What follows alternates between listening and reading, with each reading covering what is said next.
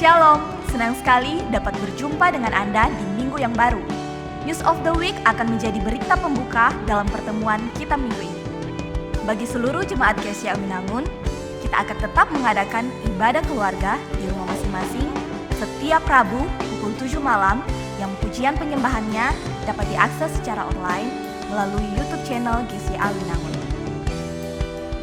Pada hari Jumat, doa dan puasa tetap berlangsung di mesbah masing-masing dan pada malam harinya kegiatan doa malam seperti biasanya tetap dilaksanakan di rumah masing-masing. Pada hari Minggu, jemaat Tuhan, kita kembali bertemu dalam ibadah Minggu Raya pada pukul 9 yang pujian penyembahannya dapat diakses secara online di YouTube channel GSCA Winangun. Dan akan dilanjutkan dengan ibadah sekolah minggu pada pukul 10.15 yang akan dilayani pula secara online yang jemaat sekalian dapat mengaksesnya melalui YouTube channel GSCA Winangun. Dan bagi generasi muda pada malam harinya pukul 6, ibadah Youth Shine Generation akan dilayani pula secara online dan teman-teman sekalian dapat tergabung secara streaming dan dapat mengaksesnya melalui YouTube channel GSCA Winangun dan Instagram. Bila saudara sekalian memiliki beban dan ingin didoakan atau ingin dilayani secara khusus, dapat menghubungi sekretaris gereja di nomor berikut ini. Hingga informasi tersebut dapat disampaikan kepada gembala, wakil gembala, dan staf pastoral untuk dapat dilayani. Selanjutnya, untuk pemberian persembahan, baik itu kas gereja, Natal, kas khusus, dan perpuluhan, bisa diberikan dengan dua cara. Yang pertama, dapat diberikan langsung kepada bendahara, dan yang kedua melalui metode transfer di rekening gereja di nomor rekening berikut ini. Dan bagi jemaat yang menggunakan metode transfer, mohon untuk dapat memberikan konfirmasi kepada bendahara atau sekretaris gereja agar persembahan yang diberikan dapat dicatat. Sekian untuk news edisi minggu ini. Selamat beribadah dan selamat menikmati berkat Tuhan. Tuhan Yesus memberkati.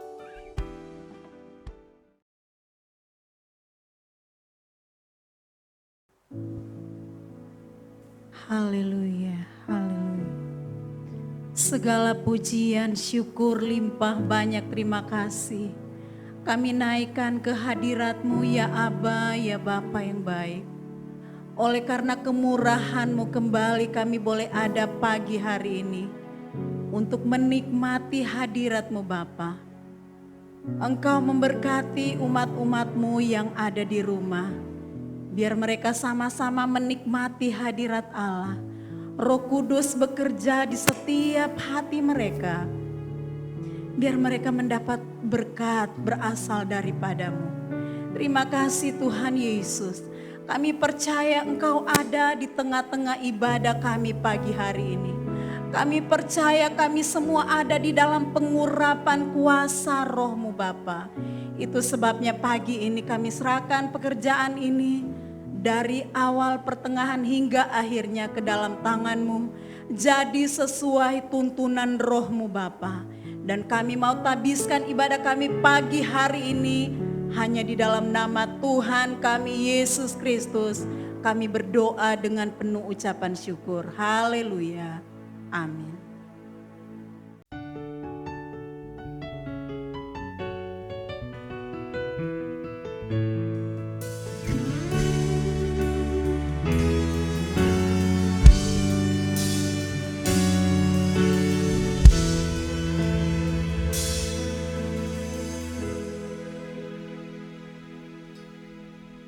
Kuasa-Mu nyata di dalam kelemahanku, kekuatan-Mu menopang seluruh hidupku. Dari mana datang pertolonganku? Hanya Yesus pertolonganku.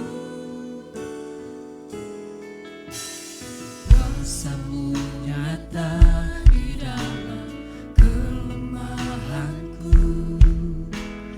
kekuatan-Mu menopang seluruh hidupku. Dari mana datang pertolongan?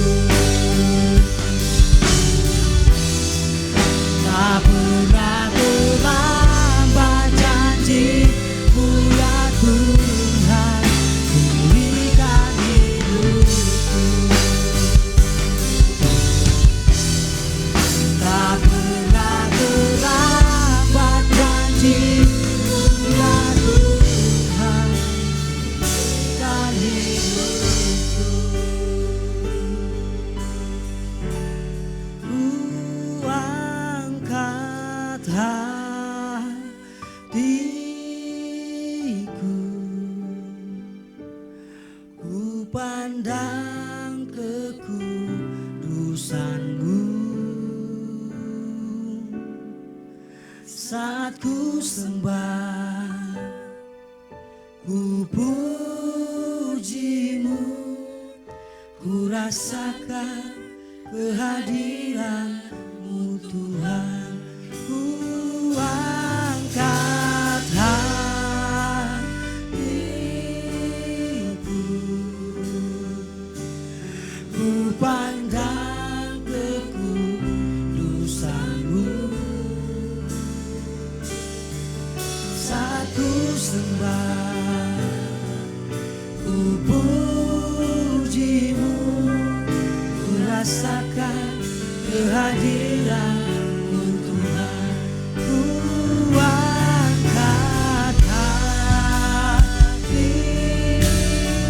di hati kami Tuhan, ku pandang kekudusan-Mu. Saat ku sembah, saat ku sembah, ku pujimu, ku rasakan kehadiran-Mu Tuhan. Ku angkat hati, kasih Tuhan, ku pandang kekudusan-Mu. Saat ku sembah, ku pujimu, ku rasakan kehadiran-Mu Tuhan.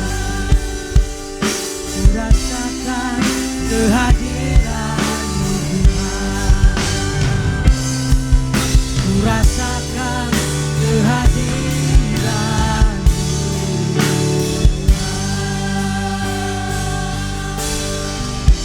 Haleluya. Angkat suara sembah Tuhan. Allah yang kita sembah, Allah yang luar biasa. Terima kasih Tuhan, Kau berkata di pagi ini. Haleluya. Kami menyembah Tuhan. Oh, haleluya, haleluya, haleluya. Terima kasih Yesus. Haleluya. Oh,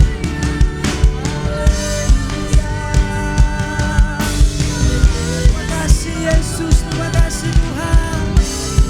Kau Allah yang layak ditinggikan.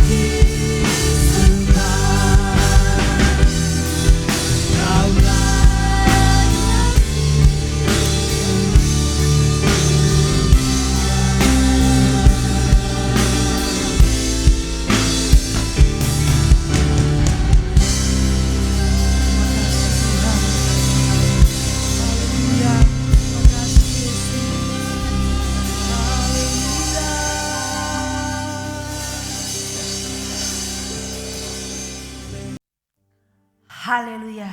Shalom, selamat pagi. Selamat kita bertemu kembali dalam kasih Tuhan Yesus Kristus.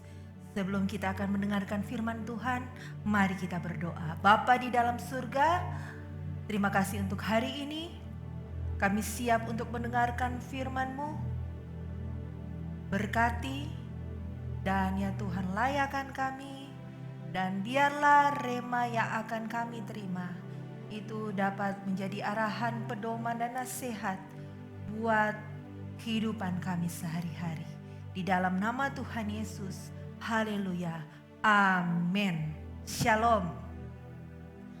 Pada minggu yang lalu, kita sudah memperingati Hari Pentakosta, di mana Tuhan Yesus telah berjanji kepada murid-muridnya, rasul-rasul, untuk menantikan penolong yang akan Dia berikan. Dan waktu itu, pada waktu murid-muridnya berkumpul di loteng di salah satu rumah di Yerusalem, Tuhan menepati janji. Dia mengirimkan Roh Kudus. Dan ketika mereka menerima Roh Kudus, ada perubahan-perubahan yang dilakukan. Ada perubahan-perubahan ilahi yang dilakukan oleh Roh Kudus.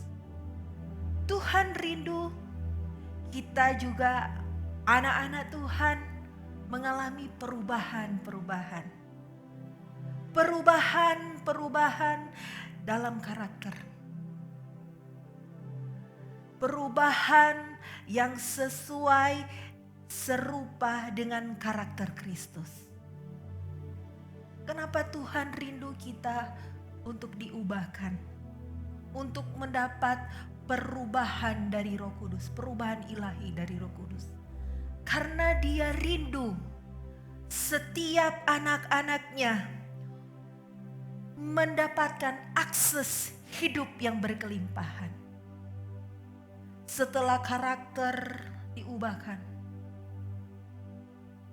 Tuhan memberikan akses untuk hidup yang lebih baik. Hidup yang berkelimpahan. Hidup yang berkelimpahan bukan saja berbicara mengenai materi, tetapi hidup yang berkelimpahan dalam sukacita. Hidup yang berkelimpahan dalam damai sejahtera. Bahkan pada waktu situasi ini, orang sering berkata sudah semakin sulit, sudah semakin sukar. Tetapi anak-anak Tuhan yang memiliki Roh Kudus di dalam diri mereka, mereka tahu pasti, kita tahu pasti, bahwa Roh Kudus yang dikirimkan oleh Tuhan untuk menolong kita, Dia pasti akan menolong dan menyertai kita. Pada waktu Roh Kudus mengurapi kita, bukan saja karakter kita yang diubahkan, bukan saja kita akan mendapatkan akses hidup yang berkelimpahan, tetapi pola pikir dan program tindakan kita pasti akan berubah. Akan ada program-program tindakan yang baru yang pasti akan kita lakukan. Mari kita baca di dalam Galatia 5 ayat 22 sampai 23. Galatia 5 ayat 22 sampai 23, firman Tuhan. Tetapi buah roh ialah kasih, sukacita, damai sejahtera, kesabaran, kemurahan, kebaikan, kesetiaan, kelemah lembutan, penguasaan diri. Tidak ada hukum yang menentang akan hal itu. Rasul Paulus menekankan bahwa anugerah kebajikan batin yang ingin dihasilkan oleh Roh Kudus di dalam diri kita adalah kasih, sukacita, damai sejahtera, kesabaran, kemurahan, kebaikan, kesetiaan, kelemah lembutan, penguasaan diri. Hari ini kita akan membahas mengenai kemurahan sebagai wujud dari buah roh. Kenapa kemurahan itu digambarkan sebagai karakter dari Kristus? Sebelum kita masuk lebih dalam, ada beberapa penyair yang mengatakan dalam syairnya, dalam puisinya, bahwa kemurahan itu adalah bagian terbaik dari seorang manusia. Ada juga yang mengatakan bahwa kemurahan hati adalah mata air kegembiraan yang membuat di sekeliling orang, di sekelilingnya disegarkan selalu. Ada juga penyair yang mengatakan bahwa kemurahan hati adalah bahasa yang dapat dilihat oleh orang buta dan dapat didengar oleh orang tuli. Kemurahan hati itu bisa dirasakan, bisa tembus sampai ke dasar hati yang paling dalam. Bahkan pada waktu seseorang merasa kekeringan, bukan saja berbicara mengenai kekeringan secara materi, tetapi kekeringan dalam kasih sayang. Pada waktu seorang bermurah hati, dia seperti disegarkan. Rasul Paulus berkata di dalam 1 Korintus 13 ayat 4, kasih itu sabar dan murah hati. Daftar buah roh yang dilisting oleh Rasul Paulus di dalam Galatia 22-23 ini memberikan kita gambaran yang verbal bahwa buah-buah roh yang dilisting oleh Rasul Paulus ini adalah karakter yang ingin Allah, Tuhan Yesus, ingin murid-muridnya, pengikutnya menjadi seperti demikian atas bantuan dari Roh Kudus. Pada waktu kita menerima Roh Kudus, pada waktu kita mengucapkan, kita menerima Yesus sebagai juru selamat pribadi, memberi diri dibaptis, dan kita mendapatkan baptisan Roh Kudus. Segala sesuatu yang dijanjikan Tuhan atas pertolongan Roh Kudus pasti akan kita dapatkan. Tapi, ada tapinya. Sebagai orang yang sudah menerima Roh Kudus, dia harus menampilkan dan mencerminkan karakter Kristus. Tindakan kita harus berbicara lebih besar, lebih keras daripada kata-kata kita.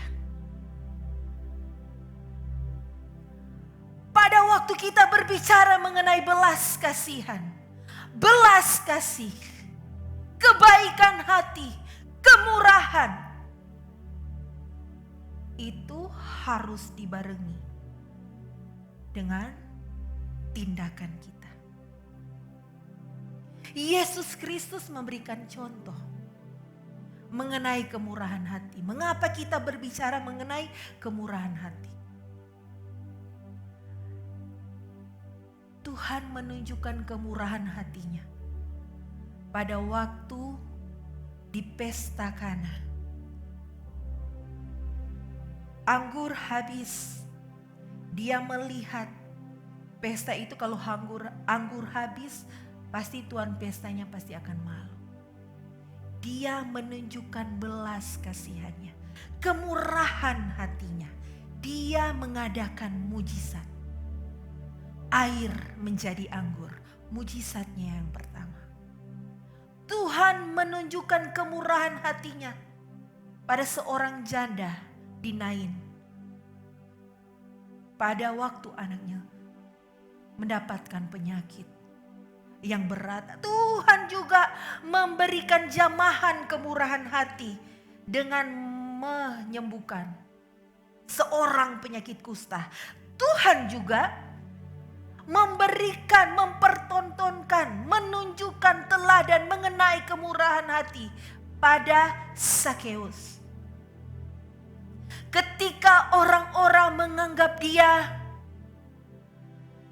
berdosa, dia seorang rentenir, dia mendapatkan hukuman sosial. Stigma yang dilekatkan kepada Sakeus itu stigma yang jelek, stigma yang tidak baik. Bahkan orang menjauhi Sakeus. Tetapi Tuhan menunjukkan kemurahan hatinya. Tuhan merangkul Sakeus. Tuhan menunjukkan kemurahan hatinya pada waktu orang-orang mengikut dia dan kelaparan, tidak punya makanan. Dia menunjukkan kemurahan hatinya dengan memberikan makan pada 5.000 orang dari 5 ketul roti dan 2 ekor ikan. Tuhan menunjukkan kemurahan hatinya pada waktu seorang wanita yang melakukan perzinahan, yang akan dihukum.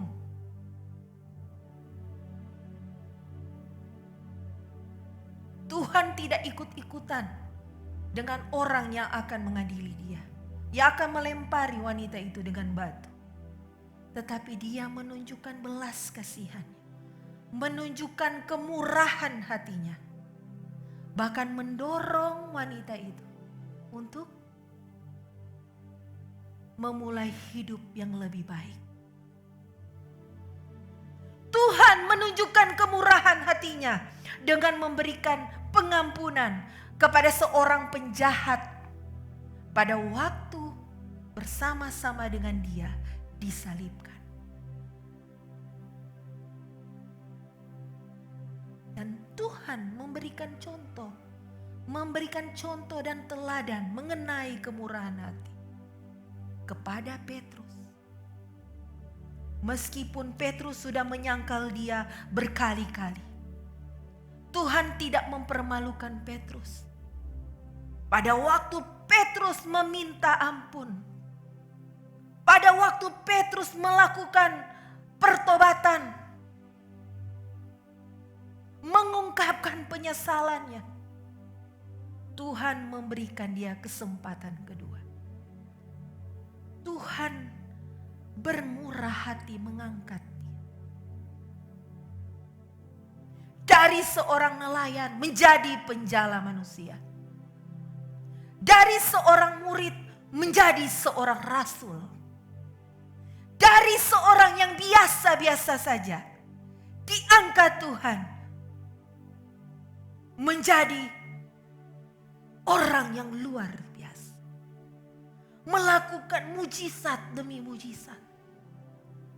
Melakukan perkara-perkara yang besar.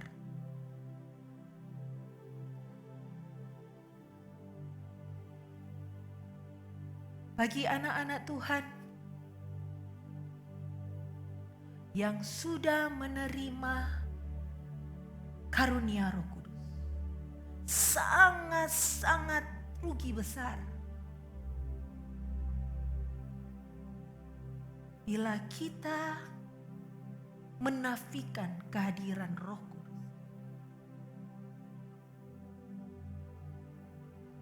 Roh Kudus ini dia sangat-sangat gentleman.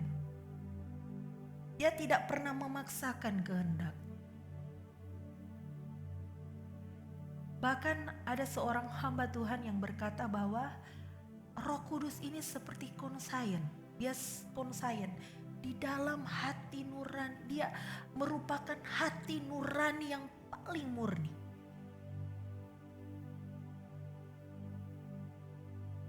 Ya, bila kita sudah mulai sedikit keluar dari rel, ya pasti akan berbisik. Hai, itu salah. Hai, dia itu pantas untuk engkau bantu. Dia itu berhak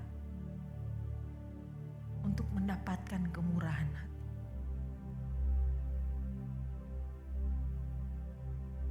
Tadi sudah dijabarkan mengenai contoh teladan yang Tuhan Yesus pertontonkan mengenai kemurahan hati. Kita juga harus seperti Tuhan Yesus ketika kita menyatakan diri kita sebagai pengikut Kristus. Bagaimana kita bisa melakukan seperti yang Tuhan Yesus lakukan? Bagaimana caranya? Bagaimana kita bisa menghidupi karakter Kristus yang satu ini mengenai kemurahan hati? Hanya satu saja. Hanya satu saja jalannya, yaitu atas bantuan Roh Kudus. Atas pertolongan Roh Kudus kita bisa dimampukan.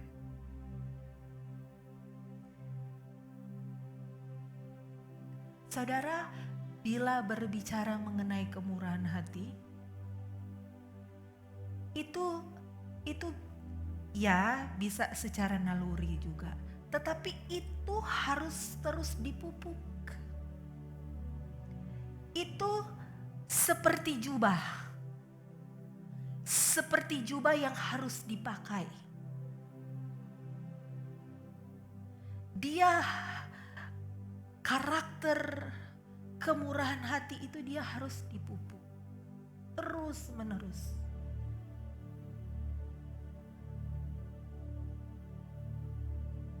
Pada waktu saya memberikan ilustrasi seperti ini, dalam situasi sekarang di mana-mana berteriak sukar,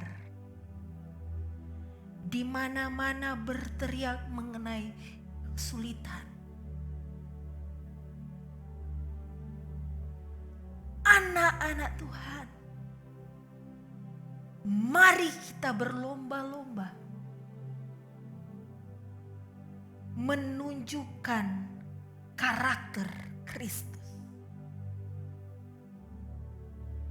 Saya tahu memang ini dalam situasi yang sulit. Bahkan mungkin Anda sudah mulai sedikit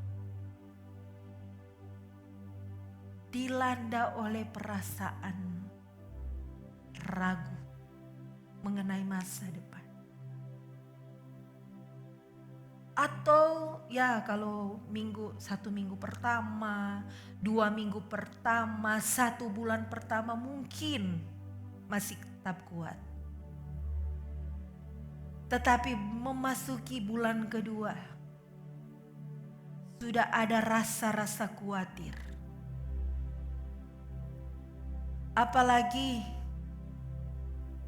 pada waktu Roh Kudus berbisik, sepertinya teman Anda itu perlu uluran tangan.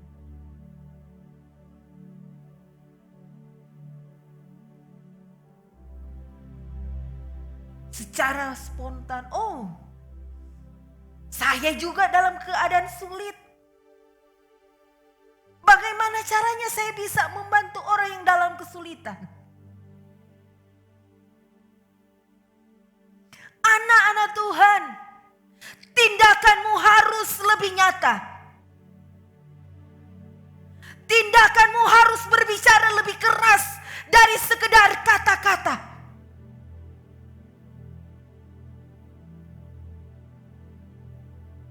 Pada waktu orang sudah mulai down, kita saling menguatkan. Minimal kita saling say hello. Apa kabar, sister, brother? Apakah sehat-sehat?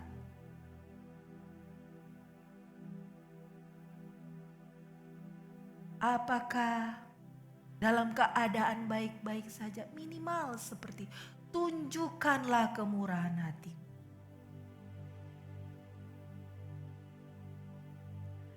Mari kita baca di dalam Efesus 4 ayat 32.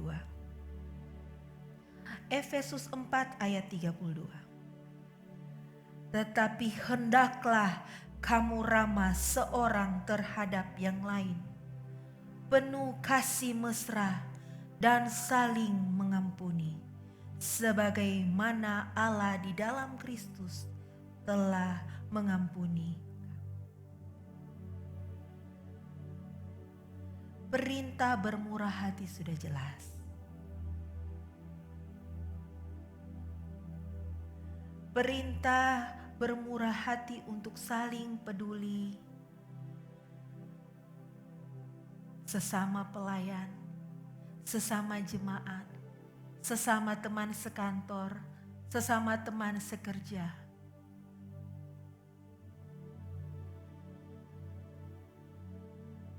Mungkin kita punya beras yang cukup untuk 2 minggu ke depan. Tetapi ada tetangga atau kenalan yang kita kenal, bahkan tidak memiliki beras untuk dimasak hari itu. Bila kita memutuskan untuk khawatir, mungkin kita akan komplain dengan hati nurani kita, loh beras saya saja cuma cukup untuk 2 minggu. Kalau saya beri kepada orang lain, mungkin jadi 1 minggu. Saudara, Tuhan tidak pernah menutup mata. Apa yang engkau beri,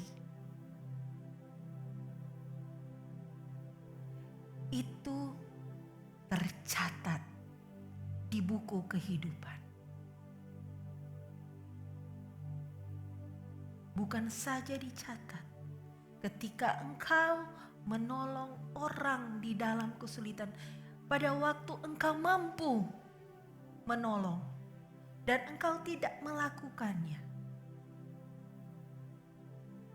mungkin ada berkat yang akan Tuhan berikan untukmu, tetapi terlewat begitu saja.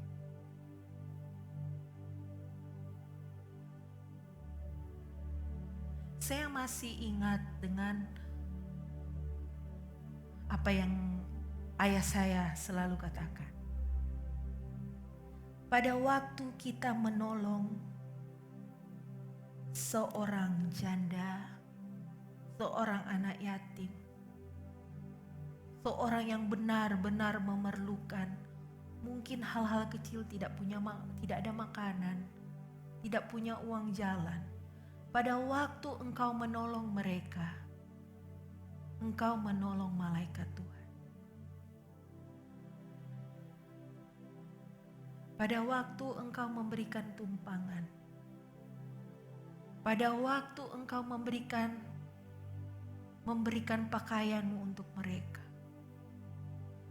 pada waktu engkau memberikan makanan untuk mereka, engkau bukan sedang menjamu seorang manusia, tetapi engkau sedang menjamu seorang malaikat Tuhan.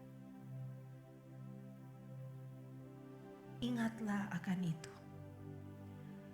Kemurahan hati mendatangkan banyak hal yang baik.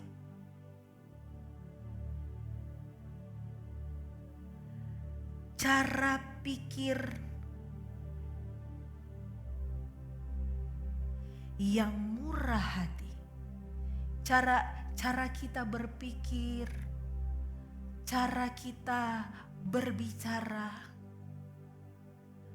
dan diikuti dengan tindakan yang nyata, itu akan menciptakan suasana surgawi, suasana heaven.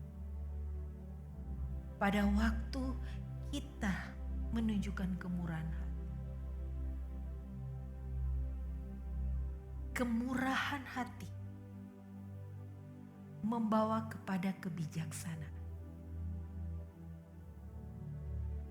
Kita menjadi lebih bijaksana. Kemurahan hati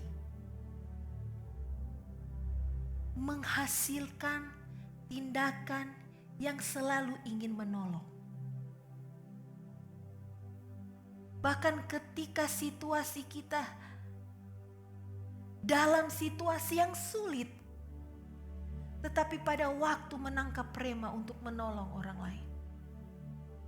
Bila seseorang memiliki hati yang selalu berkemurahan, dia selalu rindu untuk menolong. Ada seorang anak Tuhan, dia rindu untuk memberkati pekerjaan Tuhan. Dia ingin memberi sesuatu untuk gerejanya di mana dia berjemaat. Tetapi dia hidupnya pas-pasan. Uang belanja yang diberikan oleh suaminya selalu pas-pasan, bahkan hampir-hampir tidak cukup. Tapi pada waktu dia menangkap rema mengenai kemurahan hati, dia berdoa kepada Tuhan, Tuhan, saya rindu untuk memberkati pekerjaan Tuhan. Tapi bagaimana caranya? Tuhan bilang, apa yang ada padamu sekarang? Dia berusaha listing, dia berusaha mengingat-ingat. Tuhan, saya sudah tidak punya simpanan lagi. Saya tidak punya barang berharga untuk membantu pekerjaan Tuhan. Saya tidak punya apa-apa, Tuhan. Tuhan bilang, sekali lagi Tuhan berkata, apa yang ada padamu? Ya bingung. Itu suara jelas sekali. Lalu suara itu bilang lagi, apa yang ada padamu? Cek. Waktu itu dia duduk-duduk di teras. Lalu dia lihat di halaman rumahnya ada pohon mangga. Pohon mangga yang berbuah dengan lebat. Tiba-tiba seperti mendapat pertolongan dari Roh Kudus. Ya, saya akan bantu lewat masakan saya. Masakan saya yaitu saya akan petik buah mangga yang ranum-ranum, ya buat, dan saya bawa ke gereja. Pada pengerja-pengerja. Bahkan dia buat itu. Ya potong-potong kecil, dia taruh gula merah, dia bawa pakai yang rasa pedas, dia bawa ke gereja. Dan pengerja-pengerja, staf-staf yang melakukan pekerjaan di gereja merasa diberkati dengan perbuatan dari si ibu ini. Dengan kebaikan hati si ibu ini. Mereka selalu dikirimi salad mangga, setiap sore jam 3 sore. Pada waktu mood sudah mulai jelek, banyak pekerjaan di gereja. Pada waktu menerima kiriman salad buah mangga dari si ibu ini, mereka semangat, mereka segar kembali. Hal-hal yang kecil yang dilakukan, kebaikan hati yang dilakukan, mungkin Anda menganggap itu sepele. Mungkin Anda menganggap itu biasa-biasa saja. Diambil dari halaman rumah, dipotong, diolah dengan sederhana. Tetapi bagi orang yang menerimanya, itu luar biasa. Waktu cuaca panas dapat kiriman salad mangga. Seperti suasana langsung berubah.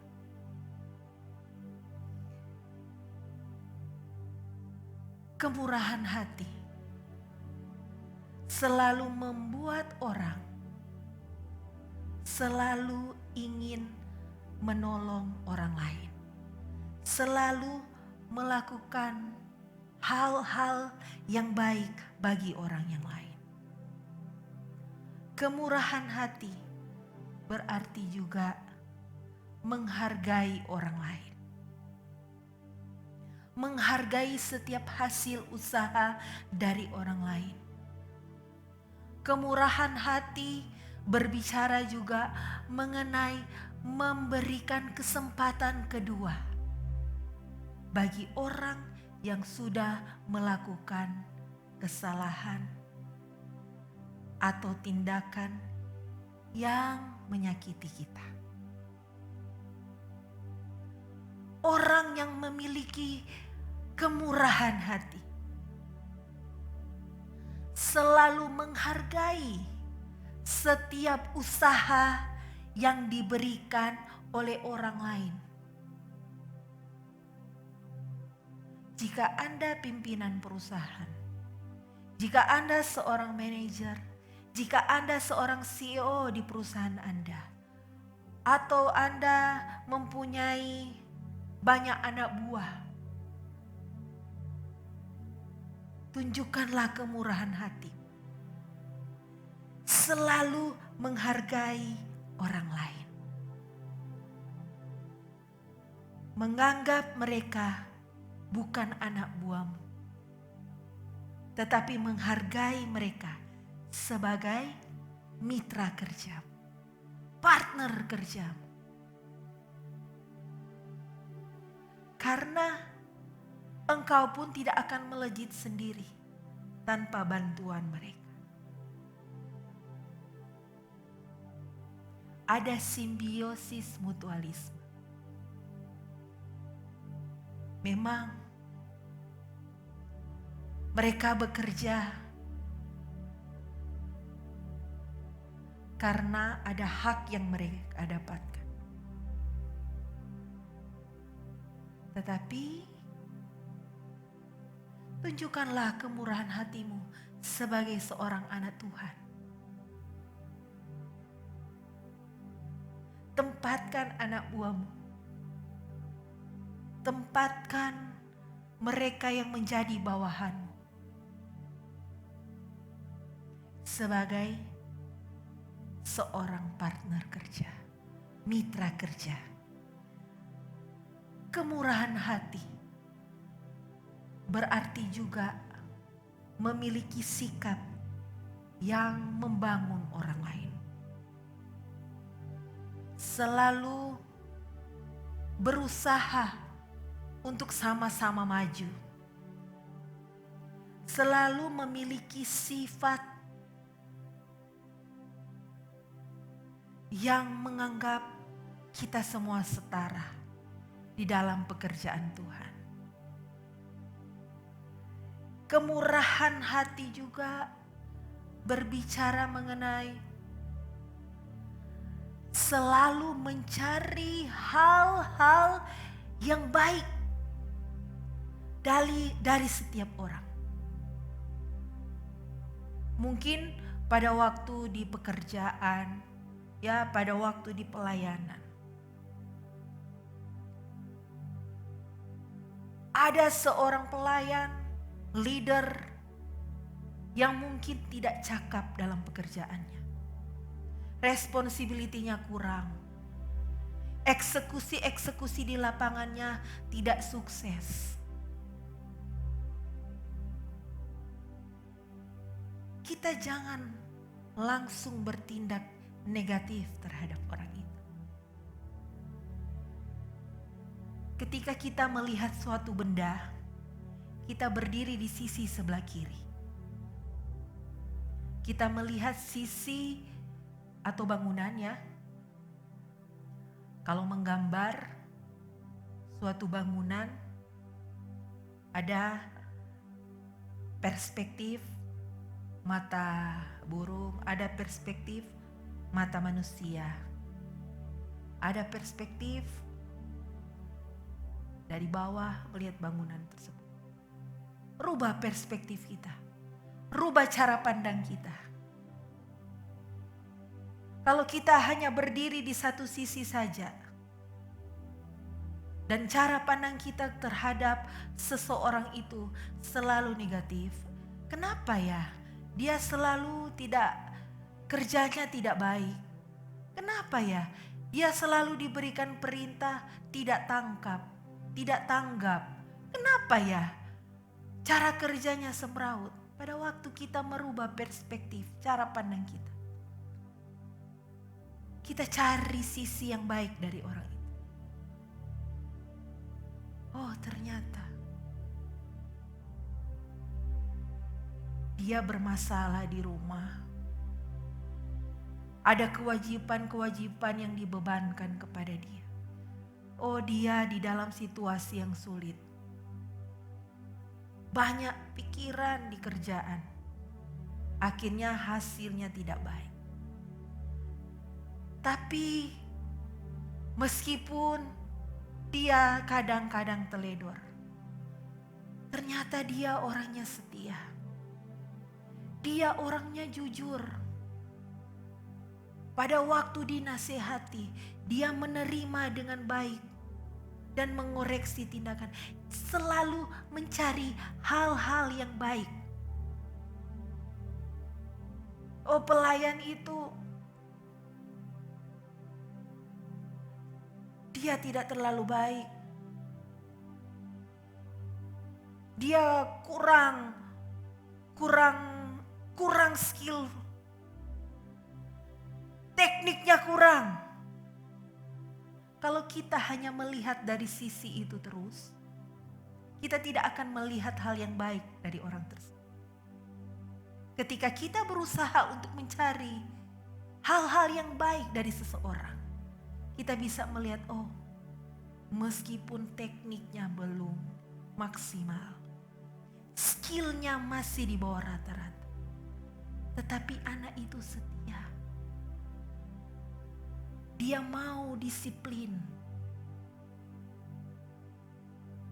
Dia menyangkut ketundukan kepada otoritas. Dia mendapat nilai plus. Selalu melihat sisi-sisi yang baik dari seseorang.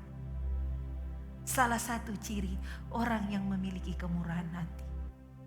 Orang yang memiliki kemurahan hati selalu menunjukkan pengampunan dan belas kasih. Sama memberikan kesempatan kedua.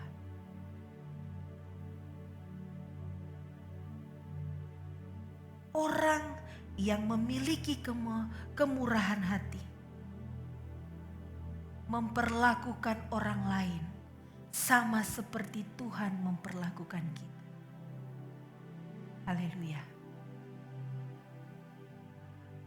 Seseorang yang telah diubahkan, yang telah mengalami dan menerima Roh Kudus, dia pasti menghasilkan buah roh kemurahan hati.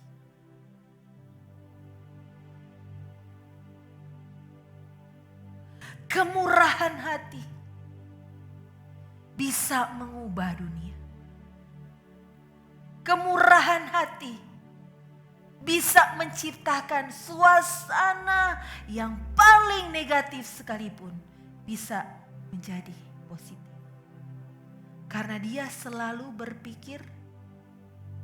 berpikir hal-hal yang baik. Positive thinking. Orang yang memiliki kemurahan hati mampu menghadirkan senyum di wajah orang yang paling bermuka masam sekalipun.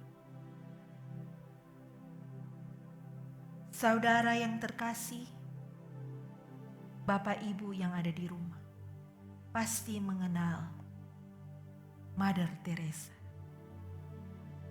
Bunda Teresa. Dengan kemurahan hati yang dia miliki,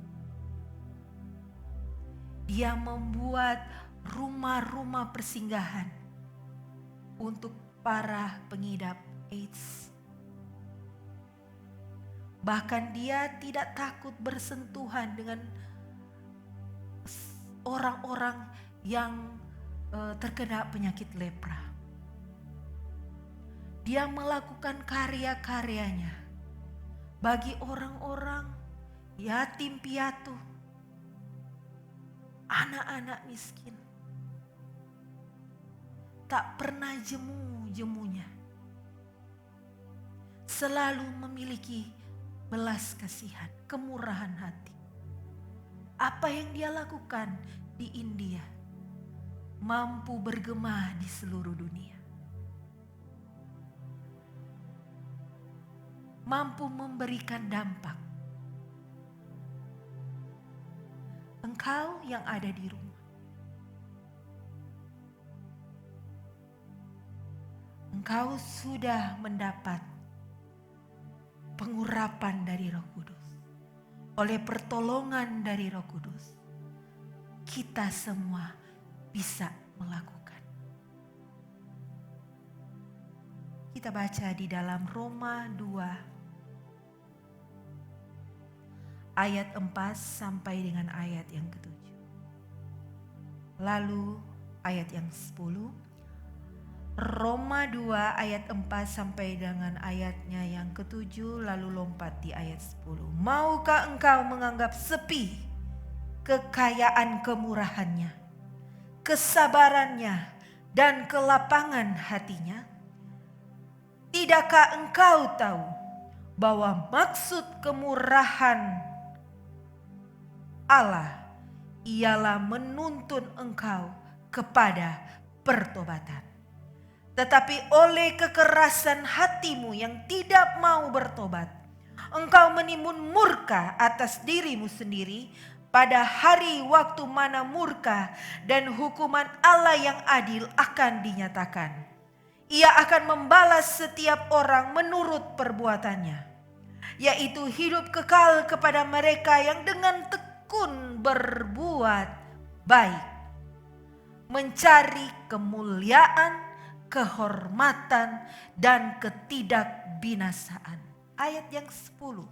Tetapi kemuliaan, kehormatan, dan damai sejahtera akan diperoleh semua orang yang berbuat baik. Pertama-tama orang Yahudi dan juga orang Yunani. Yang memiliki buah roh kemurahan hati, dia akan mendapatkan kemuliaan, kehormatan, dan ketidakbinasaan, yaitu hidup yang kekal. Tetapi orang yang bebal, yang tidak mendengarkan firman Tuhan, yang tidak bermurah hati, yang di ayat yang keempat ini menganggap sepi kekayaan kemurahannya, tidak mempedulikan. Tadi kita sudah bahas kemurahan hati yaitu memperlakukan orang lain sama seperti Allah memperlakukan kita. Kemuliaan, kehormatan, dan hidup yang kekal tidak akan didapat oleh orang-orang yang tidak menganggap pengajaran mengenai kemurahan hati ini, yang menafikan ajaran ini. Firman Tuhan berkata, mereka akan binasa. Karma instan. Di dunia kita kenal hukum karma. Tuhan ajarkan kepada kita, siapa yang menabur, dia yang akan menuai. Yang menabur dengan mencucurkan air mata, dia pasti akan pulang dengan bersorak-sorai. Dia pasti akan pulang dengan membawa berkas-berkasnya. Dia pasti akan pulang dengan membawa hasil dari tuaiannya. Apa yang engkau tabur, itu yang akan engkau tuai.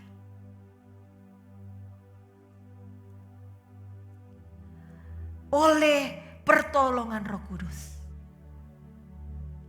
kita semua pasti akan mendapatkan perubahan yang radikal. Dari si pembuat dosa menjadi si pembuat kebaikan. Dari si Thomas yang tidak percaya menjadi seorang yang radikal di dalam iman. Dari seorang pemberontak menjadi seorang yang suka bekerja sama dan bertanggung jawab. Dari seorang yang skeptis menjadi seorang yang optimis. Oleh pertolongan Roh Kudus. Dari seorang yang negatif thinking akan menjadi orang yang selalu positif thinking. Mari kita bermurah hati, berbaik hati, memiliki belas kasihan kepada orang lain sesuai dengan tuntunan Roh Kudus. Amin. Bapa di dalam surga, terima kasih untuk rema yang Engkau sampaikan kepada kami hari ini. Untuk mengajarkan kami untuk selalu menghidupi firman-Mu. Untuk selalu mencerminkan karakter-Mu. Untuk selalu memiliki kemurahan hati pada setiap orang. Terima kasih dan terpujilah nama-Mu. Kami berdoa untuk bangsa dan negara kami. Kami berdoa untuk daerah kami Sulawesi Utara. Kami berdoa untuk kota Manado. Biarlah oleh belas kasihan-Mu, biarlah oleh kemurahan hati-Mu, Engkau memulihkan bangsa dan negara kami. Engkau ya Tuhan memberikan kekuatan kepada Bapak Presiden kami. Seluruh jajarannya dari tingkat pusat sampai tingkat daerah. Dan oleh kemurahan hati-Mu Tuhan, kami semua bisa dimampukan. Kami bisa Tuhan untuk selalu tangguh dalam iman kami. Kami semua oleh pertolongan Roh Kudus akan hidup oleh karena kemurahan hati-Mu. Di dalam nama Tuhan Yesus, anak-anak Tuhan, jemaat JSJ Awinangun akan selalu dilindungi, dijagai, dan diluputkan dari segala mara bahaya. Dalam nama Tuhan Yesus, haleluya, amin. Hari ini kita akan mengadakan perjamuan kudus. Mari kita buka dan baca di dalam 1 Korintus 11 ayat 23 sampai dengan ayat yang ke-31. 1 Korintus 11 ayat 23 sampai dengan ayat yang ke-31. Sebab apa yang telah kuteruskan kepadamu telah aku terima dari Tuhan, yaitu bahwa Tuhan Yesus pada malam waktu ia diserahkan, mengambil roti, dan sesudah itu ia mengucap syukur atasnya. Ia memecah-mecahkannya dan berkata, "Inilah tubuhku yang diserahkan bagi kamu. Perbuatlah ini menjadi peringatan akan aku." Demikian juga ia mengambil cawan sesudah makan, lalu berkata, "Cawan ini adalah perjanjian baru yang dimeteraikan oleh darahku. Perbuatlah ini setiap kali kamu meminumnya, menjadi peringatan akan aku. Sebab setiap kali kamu makan roti ini dan minum cawan ini, kamu memberitakan kematian Tuhan sampai ia datang. Jadi barang siapa dengan cara yang tidak layak makan roti atau minum cawan Tuhan, ia berdosa terhadap tubuh dan darah Tuhan. Karena itu hendaklah tiap-tiap orang menguji dirinya sendiri, dan baru sesudah itu ia makan roti dan minum dari cawan itu. Karena barang siapa makan dan minum tanpa mengakui tubuh Tuhan, ia mendatangkan hukuman atas dirinya. Sebab itu banyak di antara kamu yang lemah dan sakit, dan tidak sedikit yang meninggal. Kalau kita menguji diri kita sendiri, hukuman tidak menimpa kita. Bapak Ibu yang terkasih, marilah kita mengangkat hosti, roti yang tunjuk tubuh Kristus, sebagai simbol. Dan marilah kita mengucapkan ucapan syukur kepada Tuhan. Dan sesudah itu ia mengucap syukur atasnya. Ia memecah-mecahkannya dan berkata, "Inilah tubuhku yang diserahkan bagi kamu. Perbuatlah ini menjadi peringatan akan aku." Haleluya. Dalam nama Tuhan Yesus, mari kita makannya.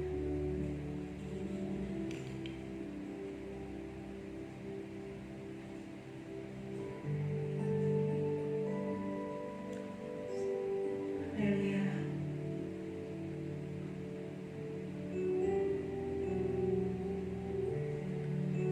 Mari kita mengangkat anggur yang tunjuk darah Yesus yang tercurah di kayu salib untuk menebus dosa kita semua. Demikian juga ia mengambil cawan sesudah makan, lalu berkata, "Cawan ini adalah perjanjian baru yang dimeteraikan oleh darahku. Perbuatlah ini setiap kali kamu meminumnya, menjadi peringatan akan aku." Dalam nama Tuhan Yesus, mari kita meminumnya.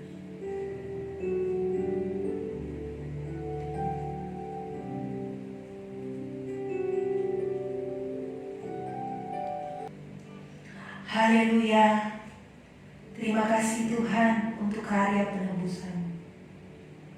Ajar kami dan tuntun selalu langkah kami, Tuhan, agar kami selalu menghidupi firman-Mu, sehingga kami menjadi ciptaan yang baru, yang mencerminkan karakter-Mu.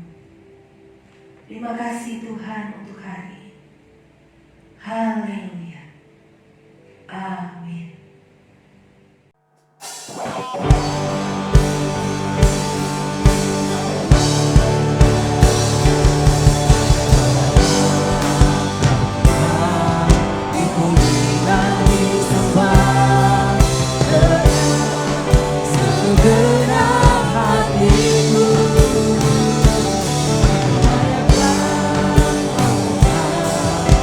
Pujilah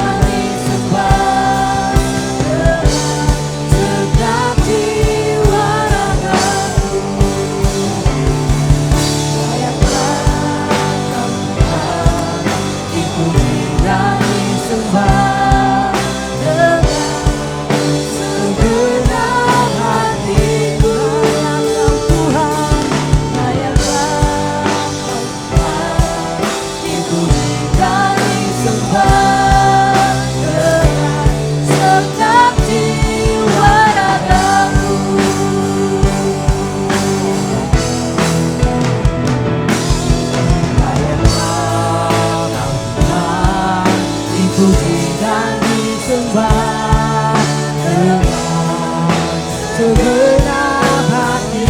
Layak Kau Tuhan, layaklah Kau Tuhan, dipuji dan disembah dengan segenap jiwa ragaku,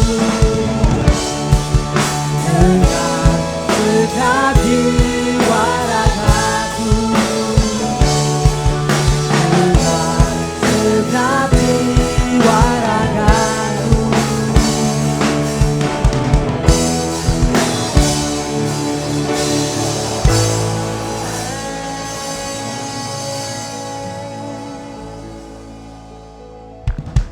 Marilah kita mengangkat kedua belah tangan kita dan menerima berkat yang utuh dan sempurna yang berasal dari segala terang.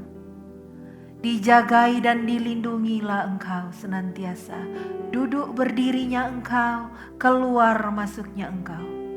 Usaha yang baik yang dikerjakan dibuat Tuhan berhasil serta beruntung. Segala virus, sakit, penyakit yang mematikan dilalukan di dalam nama Tuhan Yesus. Bayang-bayang maut sekecil apapun di dalam nama Yesus dilalukan. Tinggal dan pulanglah dalam damai dan sejahtera, dalam persekutuan Putra Allah dan Roh Kudus, menjadi milik dari kita semua sampai Tuhan menjemput kita di angkasa yang indah permai. Maranatha, Tuhan Yesus datang kembali. Haleluya. Amin. Shalom. Selamat hari Minggu. Tuhan Yesus memberkati.